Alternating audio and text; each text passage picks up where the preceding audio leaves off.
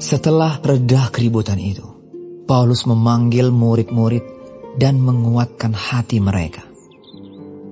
Dan sesudah minta diri, ia berangkat ke Makedonia. Ia menjelajah daerah itu dan dengan banyak nasihat menguatkan hati saudara-saudara di situ. Lalu tibalah ia di tanah Yunani. Sesudah 3 bulan lamanya tinggal di situ, ia hendak berlayar ke Syria. Tetapi pada waktu itu, orang-orang Yahudi bermaksud membunuh dia. Karena itu ia memutuskan untuk kembali melalui Makedonia. Ia disertai oleh Sopater, anak Pirus dari Berea, dan Aristarkus dan Sekundus, keduanya dari Tesalonika, dan Gaius dari Derbe, dan Timotius dan 2 orang dari Asia, yaitu Tikhikus dan Trofimus. Mereka itu berangkat lebih dahulu dan menantikan kami di Troas. Tetapi sesudah hari raya roti tidak beragi, kami berlayar dari Filipi dan 4 hari kemudian sampailah kami di Troas dan bertemu dengan mereka. Di situ kami tinggal 7 hari lamanya. Pada hari pertama dalam minggu itu, ketika kami berkumpul untuk memecah-mecahkan roti, Paulus berbicara dengan saudara-saudara di situ, karena ia bermaksud untuk berangkat pada keesokan harinya. Pembicaraan itu berlangsung sampai tengah malam. Di ruang atas, di mana kami berkumpul, dinyalakan banyak lampu. Seorang muda bernama Eutikus duduk di jendela. Karena Paulus amat lama berbicara, orang muda itu tidak dapat menahan kantuknya. Akhirnya ia tertidur lelap dan jatuh dari tingkat ketiga ke bawah. Ketika ia diangkat orang, ia sudah mati. Tetapi Paulus turun ke bawah. Ia merebahkan diri ke atas orang muda itu, mendekapnya dan berkata, "Jangan ribut, sebab ia masih hidup." Setelah kembali di ruang atas, Paulus memecah-mecahkan roti lalu makan. Habis makan, masih lama lagi ia berbicara, sampai fajar menyingsing. Kemudian ia berangkat. Sementara itu mereka mengantarkan orang muda itu hidup ke rumahnya. Dan mereka semua merasa sangat terhibur. Kami berangkat lebih dahulu ke kapal dan berlayar ke Asos, dengan maksud untuk menjemput Paulus di situ sesuai dengan pesannya, sebab ia sendiri mau berjalan kaki melalui darat. Ketika ia bertemu dengan kami di Asos, kami membawanya ke kapal, lalu melanjutkan pelayaran kami ke Metilene. Dari situ kami terus berlayar dan pada keesokan harinya, kami berhadapan dengan Pulau Kios.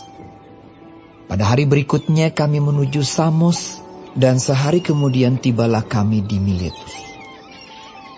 Paulus telah memutuskan untuk tidak singgah di Efesus, supaya jangan habis waktunya di Asia. Sebab ia buru-buru agar jika mungkin ia telah berada di Yerusalem pada hari raya Pentakosta. Karena itu ia menyuruh seorang dari Miletus ke Efesus dengan pesan supaya para penatua jemaat datang ke Miletus. Sesudah mereka datang, berkatalah ia kepada mereka, "Kamu tahu bagaimana aku hidup di antara kamu sejak hari pertama aku tiba di Asia ini. Dengan segala rendah hati, aku melayani Tuhan. Dalam pelayanan itu aku banyak mencucurkan air mata dan banyak mengalami pencobaan dari pihak orang Yahudi yang mau membunuh aku. Sungguh pun demikian, aku tidak pernah melalaikan apa yang berguna bagi kamu. Semua aku beritakan dan kuajarkan kepada kamu, baik di muka umum maupun dalam perkumpulan-perkumpulan di rumah kamu. Aku senantiasa bersaksi kepada orang-orang Yahudi dan orang-orang Yunani supaya mereka bertobat kepada Allah dan percaya kepada Tuhan kita, Yesus Kristus. Tetapi sekarang, sebagai tawanan roh, aku pergi ke Yerusalem, dan aku tidak tahu apa yang akan terjadi atas diriku di situ, selain daripada yang dinyatakan Roh Kudus dari kota ke kota kepadaku, bahwa penjara dan sengsara menunggu aku. Tetapi aku tidak menghiraukan nyawaku sedikit pun, asal saja aku dapat mencapai garis akhir dan menyelesaikan pelayanan yang ditugaskan oleh Tuhan Yesus kepadaku untuk memberi kesaksian tentang Injil kasih karunia Allah. Dan sekarang aku tahu bahwa kamu tidak akan melihat mukaku lagi. Kamu sekalian yang telah kukunjungi untuk memberitakan kerajaan Allah. Sebab itu, pada hari ini aku bersaksi kepadamu bahwa aku bersih, tidak bersalah terhadap siapapun yang akan binasa. Sebab aku tidak lalai memberitakan seluruh maksud Allah kepadamu. Karena itu, jagalah dirimu dan jagalah seluruh kawanan, karena kamulah yang ditetapkan Roh Kudus menjadi penilik untuk menggembalakan jemaat Allah yang diperolehnya dengan darah anaknya sendiri.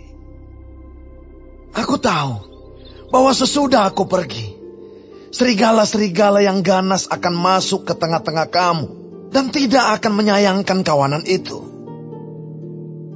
Bahkan dari antara kamu sendiri akan muncul beberapa orang yang dengan ajaran palsu mereka berusaha menarik murid-murid dari jalan yang benar dan supaya mengikut mereka.